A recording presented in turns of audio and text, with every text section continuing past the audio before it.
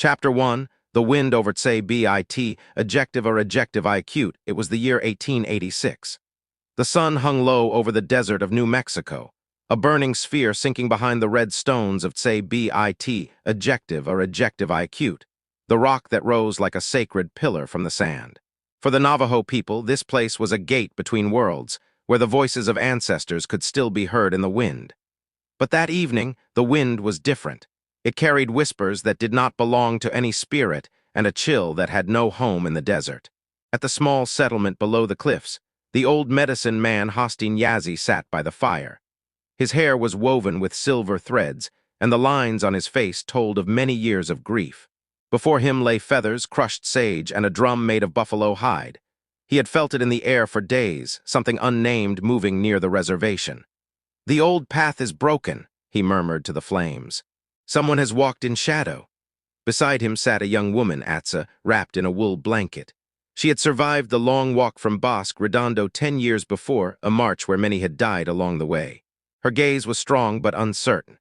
"You mean, a ye Naldlusha?" she whispered, using the word one should not say aloud, Skinwalker, the one who wears the animal's skin and the human soul in darkness. Skinwalker did not answer right away. He threw a handful of cornmeal into the fire and the flames turned a strange green. "Yes," he said at last, "but not any Skinwalker. Someone has called it with anger in their heart." That night screams echoed from the ravine. Dogs howled, horses tore at their ropes. A group of men armed with torches and old rifles ran through the sand toward the sound. They found tracks, large, wolf-like but strange, toes that looked almost like fingers. One young hunter bent down to touch the marks. "It walks on 2 legs sometimes," he said quietly. They looked at one another. None dared to say the word, but all thought it. At dawn, silence lay heavy over the reservation. The sun rose like a burning eye over the horizon. Tsé went to the river to fetch water, but when she saw her reflection in the surface, she stopped. The water did not move, though the wind blew. It was as if something beneath held it still. She looked into her own face, and the eyes staring back were not hers. She dropped the bowl, and it shattered on the rocks. Behind her stood a figure wrapped in fur, its face hidden in shadow. It spoke with a voice like wind through dry bones. "They took our lands," said the voice. "They took our names, but you can take them back." When she turned around, it was gone, and the wind carried only the far howl of coyotes. That evening, the village elders gathered in Skinwalker's hogan. The fire threw dancing shadows against the clay walls. "This is no animal," said an old woman. "Someone among us has broken the sacred circle." Skinwalker nodded. "A Skinwalker is not born of darkness, it is born of hatred. Someone has let their heart grow cold." Silence followed. Outside, the wind no longer sang. Tsé sat in the corner, her heart beating fast. She remembered the voice by the river. Part of her feared it, but another part longed for it. That night she went back to where she had heard the voice. The moon hung like a silver blade over the desert. She felt something pull at her, an ancient power sleeping beneath the sand. She placed her hands on the ground and whispered the words her grandmother had taught her to call the spirits. The air grew cold. The ground trembled. A black shadow rose, not fully beast, not fully man. Its eyes glowed like coals, and its voice was the same. "They forgot us," it said, "but I remember. I can give you strength, child of the taken." Tsé felt a tear slide down her cheek. "What must I give in return?" she asked. "Blood," said the Skinwalker, "but not only your own." And there, under the moon, the old story began again, a story of guilt, blood, and healing. For sometimes, Tsé thought, darkness must speak before the light can listen. Chapter 2, Children of Fire. The morning after the voice had spoken to her, the world felt different. The air was clearer but heavier, as if every breath carried secrets. The birds no longer sang from the trees by the river, and the mist rising from the earth seemed almost alive. Tsé woke with sand in her hair and smoke in her throat. She had told no one what she had seen. How could she? No one would believe her, and Skinwalker would say she had awakened something that should have stayed asleep. As she walked through the village, she saw people working as usual. Women wove rugs in the shade of adobe walls, children played with sticks and stones. Yet something was different. Glances shifted, conversations quieted when she passed. They had heard the screams from the ravine. They knew something dark was drawing near. Smoke rose from a burned homestead on the horizon. A family's livestock had been slaughtered in the night. No tracks of thieves, no signs of wolves, only blood. Only silence. Skinwalker called her to his hogan at midday. He looked tired, but his eyes were sharp as an eagle's. You walked into the night, he said without greeting. I felt your spirit in the wind. Atsa swallowed. I heard someone calling, she said. A voice that promised to help our people. It said we could take back what was stolen. He struck his drum once. The sound echoed through the walls. That voice does not speak for your ancestors, he said. It belongs to those who forgot who they were. She shook her head. But it felt our pain, it knew our losses.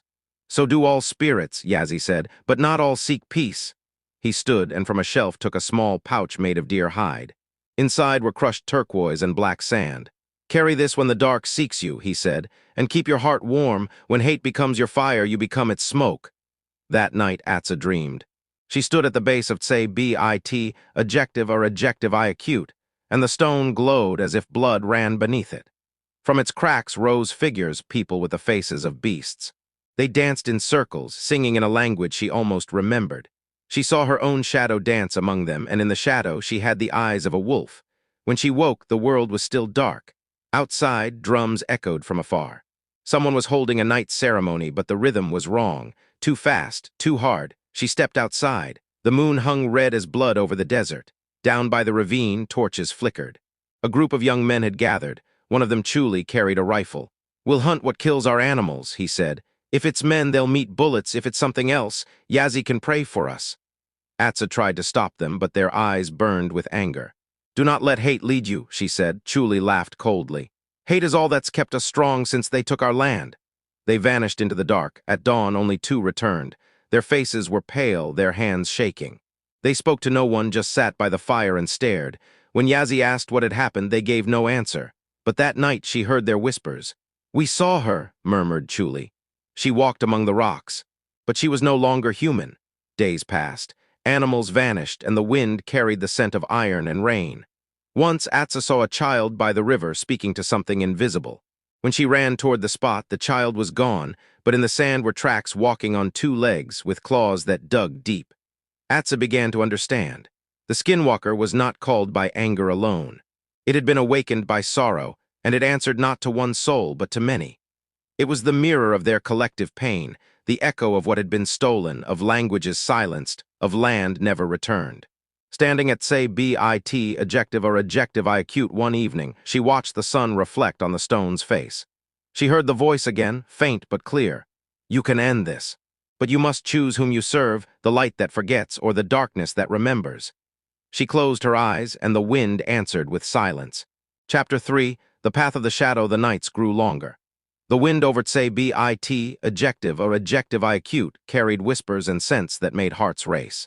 Animals vanished, and sometimes villagers found tracks that could not belong to any living creature they knew. Atsa began waking in cold sweat. She felt drawn to the ravine, the river, the darkness itself.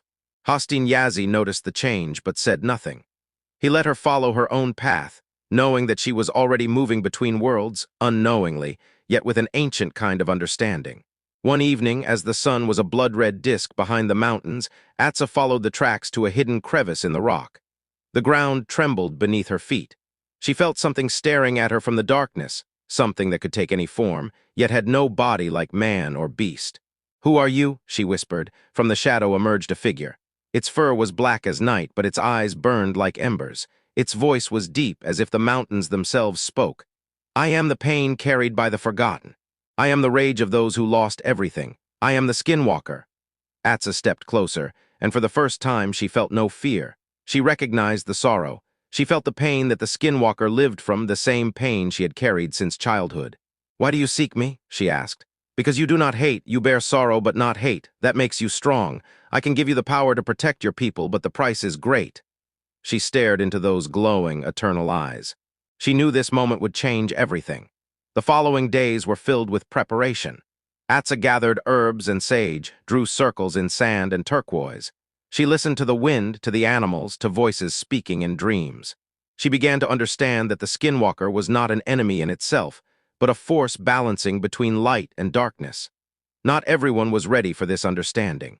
Chuli and the other young men became increasingly violent, determined to kill what they did not understand.